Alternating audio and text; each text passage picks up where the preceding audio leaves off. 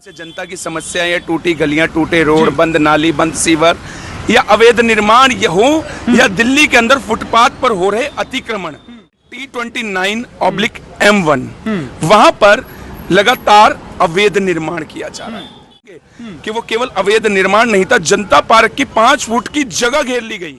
शिकायत में लिखता हूं कि यहाँ पर अवैध बोरिंग है। Subject complaint regarding illegal water extension on the T29/M1 Janata park Baljeet नगर जी। एक कंप्लेंट, ये कोई पहली कंप्लेंट या आखिरी कंप्लेंट नहीं है। अतः महोदय से मेरा निवेदन है T29/M1 में होने वाले अवैध निर्माण व बोरिंग को तत्काल बंद अथवा सील किया जाए। पिछली शिकायत की कॉपी प्रश्न संख्या 2 पर संलग्न है।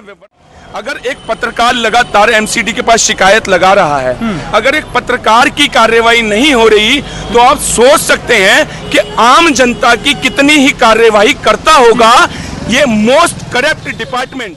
इस निर्माण के चलते मुझे लगातार मेरे सोर्सेस से पता लगा कि पिंटू शर्मा नामक व्यक्ति जो कि रुनाक्षी शर्मा, निगम पार्षद रुनाक्षी शर्मा जी के पिताजी हैं, लगातार मुझे थ्रेट दे रहे हैं और ये बोल रहे हैं कि सागर में के निगम पार्षद की मिली भगत और उनके पिताजी की मिली भगत से ही ये अवैध निर्माण इतनी आसानी से हो रहा है। नहीं तो आज आप ईंट लगाइए, अगले 1 घंटे के अंदर एमसीडी आके उस ईंट को उखाड़ देगी, लेकिन यहाँ लेंटर डाल दिया जाता है। आप निगम पार्षद जी का इसमें जो है हाथ है या उनके पिताजी का हाथ है जो इतने तरीके से इसको निर्माण को ऐसे खड़ा किया जा रहा है जैसे रेस लगाई जा रही हो। नमस्कार, आप देख रहे हैं VS News 48 दिल्ली। आप लोगों ने देखा कि लगातार जो है दिल्ली के अंदर में अतिक्रमण लगातार बढ़ता हुआ चला जा रहा है। अगर अतिक्रमण की बात करें तो वही पटेल नगर विधानसभा क्षेत्र के अंदर में बलजीत नगर जो कि जनता पार्क के पास में एक ऐसी जगह पे अतिक्रमण हो रहा है जहां पर एक जनता पार्क का पार्क है, वहीं उसके बगल में 5 फुट की गली को किस तरीके से अतिक्रमण द्वारा किया जा रहा है। आज इस समय हम लोग यहाँ पर मौजूद हैं उन्हीं सब सवालों के जवाब लेने के लिए। और आप ये देख सकते हैं सामने बिल्कुल उपायुक्त कार्यालय करोल बाग क्षेत्र जो कि नई दिल्ली के अंदर में ये पड़ता है और इस समय हम लोग करोल बाग में मौजूद हैं और वहीं पर निगम पार्षद सुश्री रुनाक्षी शर्मा जी हैं। उनके चलते उनको सारी कंप्लेंटें दी गई। कंप्लेंटें देने के बावजूद भी यहाँ पर आपको मैं बताऊं कि किसी भी तरीके की कोई कार्रवाई नहीं करी गई है। अगर कार्रवाई करी गई होती तो शायद आज ये समय नहीं आता कि यहाँ पर कंप्लेंट करने के लिए डीसी साहब के पास में पहुँचना पड़ता। लेकिन आज जिस तरीके से यहाँ पर पहुँचना पड़ा है इसका सिर्फ मेन कारण यही था कि यहाँ पर जो कंप्लेंटर हैं वो भी यहाँ पर मौजूद हैं, वहीं पर जो तमाम जो जनता थी वो यहाँ पर मौजूद हुई और उन्होंने कंप्लेंट करी कि अवैध निर्माण को किस तरीके से रोका जाए। और सबसे बड़ी बात मैं आपको बता दूं, जिस तरीके से अवैध निर्माण के ऊपर में अगर काम चलता है तो यूँ समझिए जिसको हाई स्पीड बोला जाता है उस स्पीड में काम चलता है। बीच के अंदर में पुलिस कंप्लेंट भी हुई और वहाँ पर जो है जिस तरीके से वहाँ पे कंस्ट्रक्शन का काम चल रहा था उसको रोक दिया गया। वहाँ पे मशीनें जो हैं वो वहाँ पर बंद हो गई, वहीं पर 112 नंबर पे कॉल करी गई। तब वहीं पर हमारे साथ में इस समय वरिष्ठ पत्रकार हमारे साथ में सागर मली जी मौजूद हैं। एक बारी हम लोग इनसे जानते हैं कि आखिर में इनकी पूरी कंप्लेंट क्या थी और किस तरीके की कार्रवाई करी गई है और आपको किस तरीके का आश्वासन जो है वो यहाँ से मिला है। सर, आपका बहुत बहुत स्वागत है हमारे चैनल। बहुत बहुत धन्यवाद। आखिर में क्या वजह हुई जिसकी वजह से आज आपको यहाँ पर पहुँचना पड़ा और कार्रवाई क्या हुई? एक्चुअली क्या था कि एक पत्रकार होने के नाते मेरा एक कर्तव्य है, एक फर्ज है कि मैं जनता की समस्या को लोगों के आगे उजागर करूं और समय समय पर मैं अपने सोशल मीडिया से या फिर अपने चैनल के माध्यम से जनता की समस्या या टूटी गलियां, टूटे रोड, बंद नाली, बंद सीवर या अवैध निर्माण ये हो या दिल्ली के अंदर फुटपाथ पर हो रहे अतिक्रमण, क्योंकि लोगों के लिए पैदल चलने के लिए बनाए जाने वाले फुटपाथ अक्सर हमने देखा होगा कि वो घेर लिए जाते हैं। वहाँ पे कोई रेडियाँ, छोले भटूरे, गोलगप्पे या अन्य प्रकार की रेडियाँ वहाँ पे लगा ली जाती हैं। ऐसी एक शिकायत वार्ड 88 बलजीत नगर से मेरे पास आ रही थी, जहाँ पर मेरे को आम जनमानस ने, वहाँ के लोकल निवासियों ने बताया कि यहाँ पर जनता पार्क एक जगह है, जनता पार्क टंकी वाला पार्क शायद जिसे बोलते हैं, वाटर टंकी। वहाँ पे एक मकान है जिसका पता है T29/M1।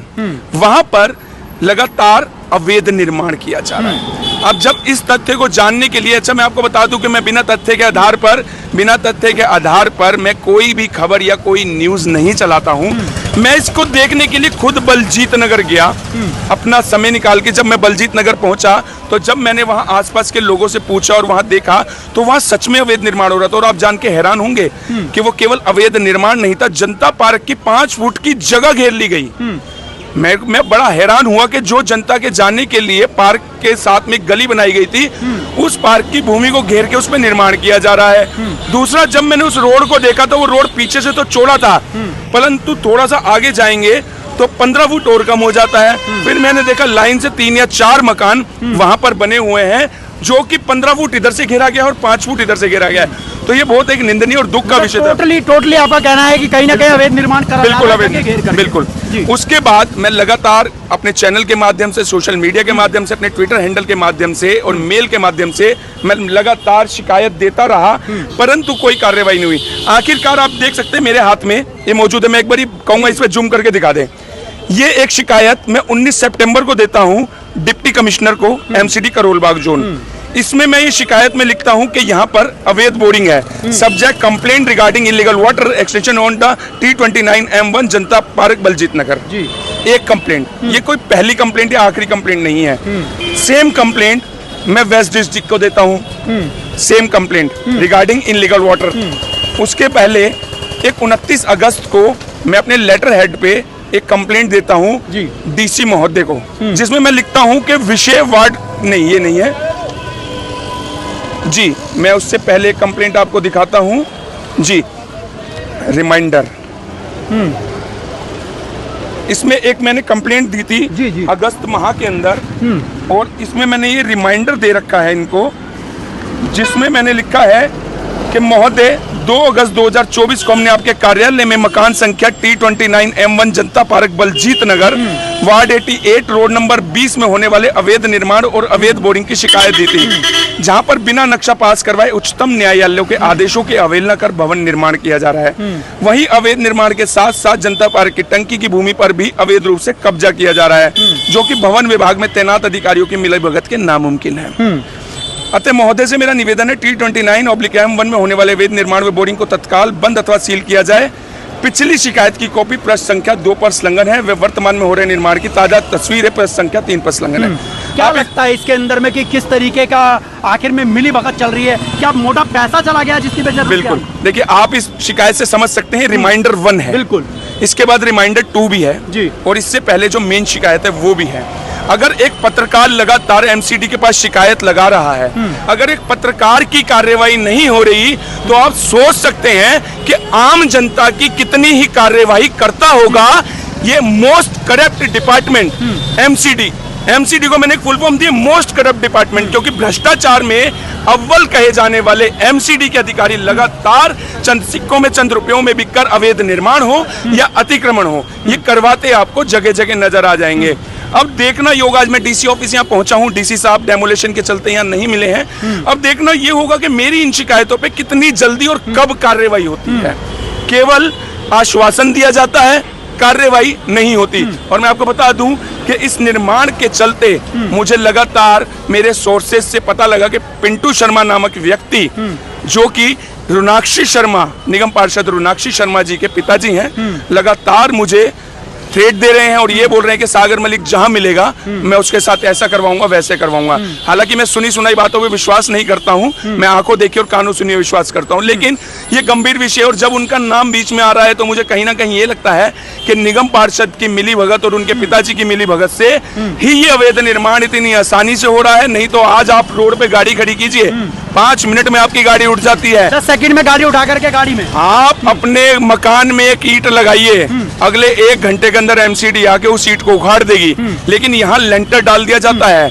आप अपने विजुअल में दिखा सकते हैं, अपने चैनल में दिखा सकते हैं वो पूरी वीडियो, पूरी शिकायत समय समय की डे 1 से और आज तक की लेटेस्ट फोटो है मेरे पास मैप कैम वाली, जिसके अंदर आप देख सकते हैं कि अवैध निर्माण जब शुरू हुआ था तभी भी मैंने शिकायत लगाई थी, आज वहां एक लेंटर डल चुका है तभी भी मैंने शिकायत लगाई है, लेकिन कार्रवाई नहीं हो रही। तो कहीं ना कहीं मानेंगे माननीय निगम पार्षद जी का इसमें जो है हाथ है, या उनके पिताजी का हाथ है, जो इतने तरीके से इसको निर्माण को ऐसे खड़ा किया जा रहा है जैसे रेस लगाई जा रही हो।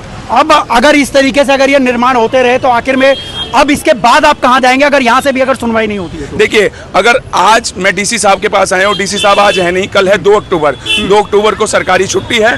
मैं एक बारी परसों फिर डीसी साहब के पास आऊंगा। अगर परसों भी डीसी साहब इसको संज्ञान में नहीं लेते और इस मेरे शिकायत पे कार्रवाई नहीं होती है तो अगला कदम होगा मेरा माननीय अश्विनी कुमार जी, जो कि हमारे दिल्ली के नए निगम आयुक्त हैं। निगम आयुक्त, ठीक है, अगला कदम मेरा होगा कमिश्नर साहब के पास जाना, और कमिश्नर साहब के पास भी अगर मेरी शिकायत पे कोई कार्रवाई नहीं होती तो इसके बाद मेरे पास एक रास्ता और है, और वो है कोर्ट का रास्ता, जिसमें मैं रिट पिटिशनर लगाऊंगा और मैं पूछूंगा कोर्ट से और भ्रष्ट अधिकारियों से एमसीडी के कि आखिर उनकी मिलीभगत से ये निर्माण कैसे मुमकिन हुआ। और मैं आपको गारंटी से कह सकता हूं कि इस निर्माण में जेई और एई की जो मिलीभगत निकलकर सामने आएगी उसकी मैं सीबीआई इंक्वायरी भी करवाऊंगा। मेरे को रास्ते भी पता है और मैं जानता भी हूं कि मेरे को इस निर्माण के लिए या शिकायत के लिए कानूनी लड़ाई कैसे लड़नी है, कोई अनजान नहीं हूं मैं। चलिए, बहुत बहुत धन्यवाद। आप लोगों ने देखा कि किस तरीके से लगातार जो है अवैध निर्माण हो रहे हैं, और वहीं पर इन्होंने अपनी शिकायत जो है आज करोल बाग जोन के अंदर में दी है। वहीं सामने आप देख सकते हैं उपायुक्त कार्यालय है करोल बाग जोन का। लेकिन देखने वाली बात यह होगी कि इतनी शिकायत करने के बाद में भी अगर यहाँ से कोई कार्रवाई नहीं होती है तो फिर आखिर में आगे